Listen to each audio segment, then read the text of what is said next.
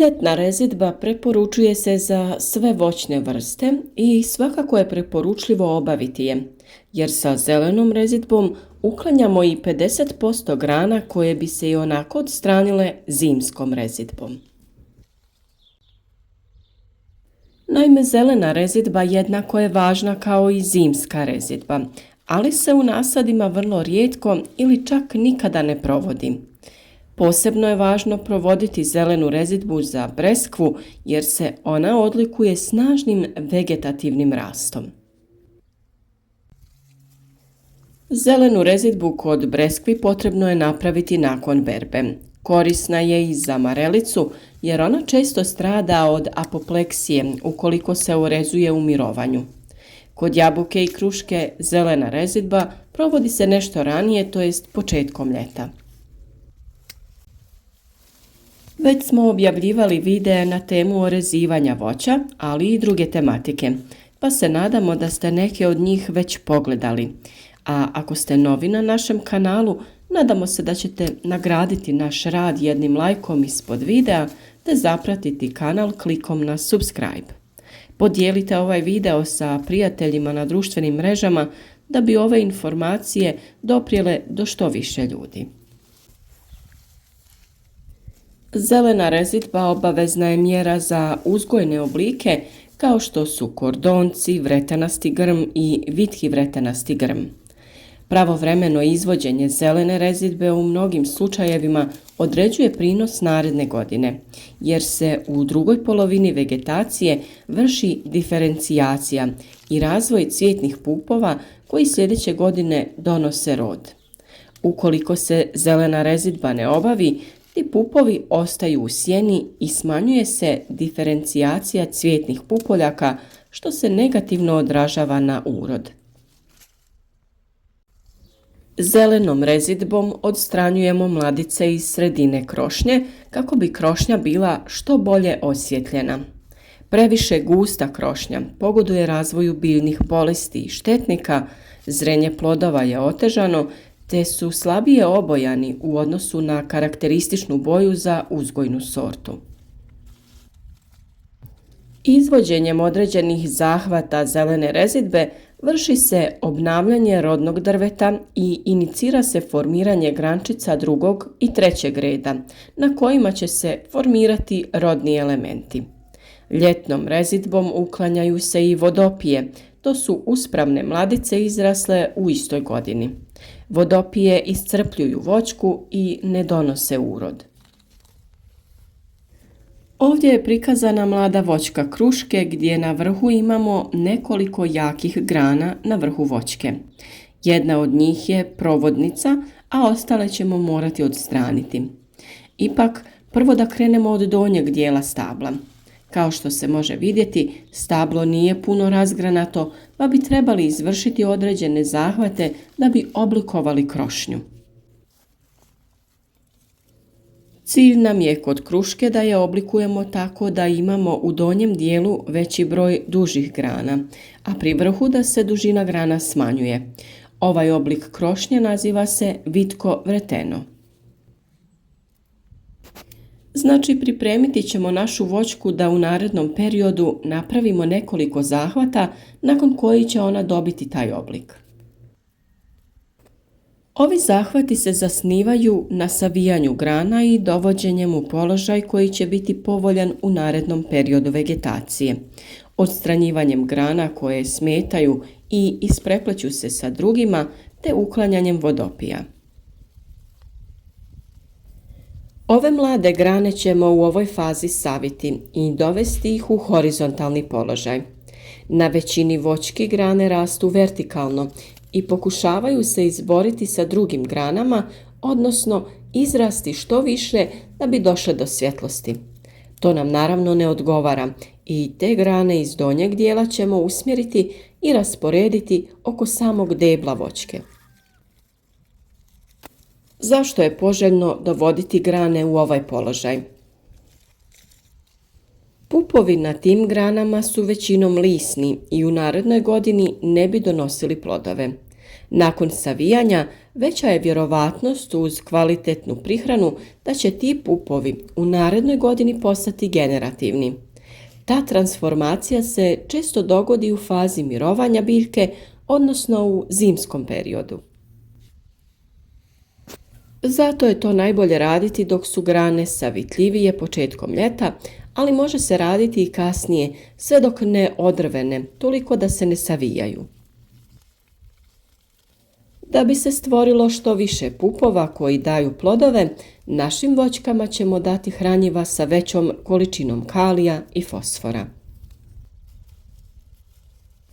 Ako grane ne možemo postaviti u odgovarajući položaj pomoću plastičnih savijača ili da je prislonimo za neku drugu granu, tada ćemo upotrijebiti špagu. Vezati ćemo grane za stablo ili ćemo na samu granu postaviti uteg.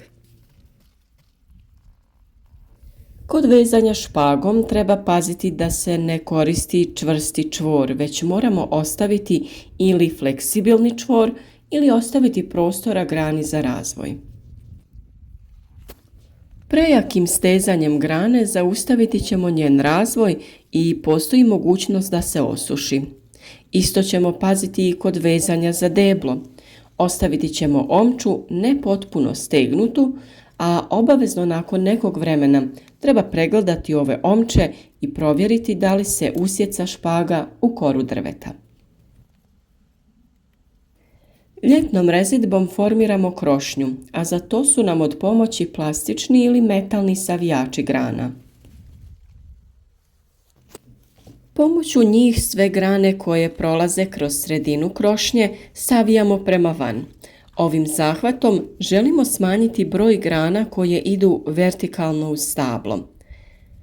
Takve grane se najčešće nazivaju vodopije, koje smetaju voćki na način da zasjenjuju njenu unutrašnjost, što često može uzrokovati i pojavu bolesti. Osim toga, mogu dovesti do smanjenja kvalitete plodova na voćki. Grane koje su nisko pri zemlji treba ukloniti jednostavnim otkidanjem rukom. Za ove zahvate najčešće se ne koristi nikakav alat. Rane nakon ovakvih zahvata često lakše zarastaju nego one nastale škarama. Inače, sve grane koje su ispod visine od 60 do 80 cm trebaju se ukloniti. Mi nekad radi estetike ostavljamo i niže grane, ali radi lakše berbe i tretmana, pa i smanjenja pojave bolesti, poželjno je prve grane držati iznad tih 60 cm visine. Ako se u nekom dijelu krošnje napravi prostor, poželjno je neku od grana privezati i pomaknuti u taj prostor. Nakon nekog vremena, kad grana odrveni, ona će ostati u tom prostoru i popuniti ga. Za sve ove mlade voćke nije poželjan preintenzivan razvoj grana u gornjem dijelu, a naročito zbog vjetra, jer postoji mogućnost da se voćka slomi. Zbog toga ćemo ukloniti ili skratiti neke od prevelikih grana u gornjem dijelu krošnje. Pored samog oblikovanja krošnje i koristi koje smo naveli, često je zelena rezidba dobra i iz razloga što se njome uklanjaju štetnici. Često na vrhovima grana, na mladom listu, obitavaju lisne uši ili, na primjer, larve kruškine mušice, koja je često upravo na tim vrhovima grana. Zbog toga je potrebno često vršiti pregled naših voćki. Rezidbom u ljetu treba odstraniti i jače grančice koje se nalaze pri vrhu grana. Prevelike grančice na nepoželjnim mjestima koje će konkurirati granama odabranim za uzgojni oblik. Ovo se odnosi na sam vrh voćke gdje bi trebala biti jedna glavna grana oko koje neće biti neke konkurentne koje će se sa njom natjecati u rastu. U ovom slučaju imamo nekoliko vršnih grana koje moramo ukloniti. Jedna od grana se ostavlja kao provodnica, a ostale uklanjamo. Oprezno ćemo odlomiti te grane sa stabla. Iako su ove grane dosta deblje, ni za njihovo uklanjanje nećemo koristiti škare, već ćemo ih ukloniti odlamanjem. Rana ovako nastala brže zarasta, jer se stvara kalusno tkivo i sprječava se prodor štetnika i bolesti pod koru biljke. To je dobro jer nakon ovih zahvata ne treba koristiti zaštitu voćke fungicidom. Na samom kraju ovog zahvata prevršiti ćemo glavnu provodnicu i na taj način zaustavljamo rast vrhova voćke te preusmjeravamo hranjivo u bočne grane da bi se stvorili rodni pupovi za narednu godinu. Uz sve nabrojano, zelena rezidba ima još jednu vrlo važnu ulogu. Odstranjivanjem nepotrebnih grana smanjuje se transpiracija, to jest isparavanje vlage, što voćkama pomaže da bolje podnesu ljetnu sušu.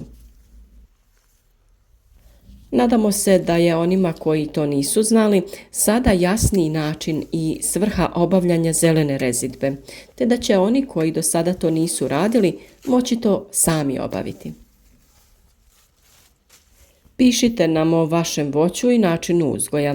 Pišite od kud nas pratite, a ako imate bilo kakvih pitanja, slobodno nam se obratite u komentarima ispod videa. Naravno, pozivamo vas i da nam ostavite like i podržite naš rad.